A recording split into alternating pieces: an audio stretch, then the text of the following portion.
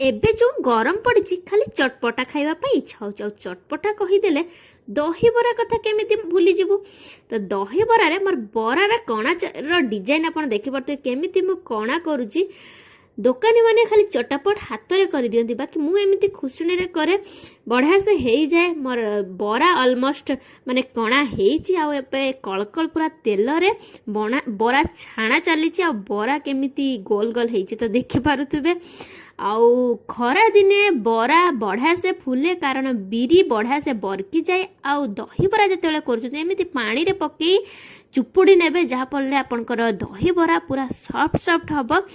ଆଉ ମୋର ଏପଟେ ଦହିରେ ଯେଉଁ ମୁଁ ପାଣିରେ ଯେଉଁ ବୁଡ଼େଇଥିଲି ବରା ସେ ସବୁ ପକେଇ ଦେଉଛି। ଆଉ ଏପଟେ ମୋର ଛୁଙ୍କ ପାଇଁ ପୁରା ରେଡ଼ି ହେଇଯାଇଛି। ଆଉ ପୁରା ଲାଲ ଲାଲ ଆଳୁଦମ ମଧ୍ୟ ରେଡ଼ି ହେଇଯାଇଛି। ଆଉ ଛୁଙ୍କ ପକେଇ ସାରିଲା ପରେ କେମିତି ଦେଖାଯାଉଛି ତ ଦେଖନ୍ତୁ।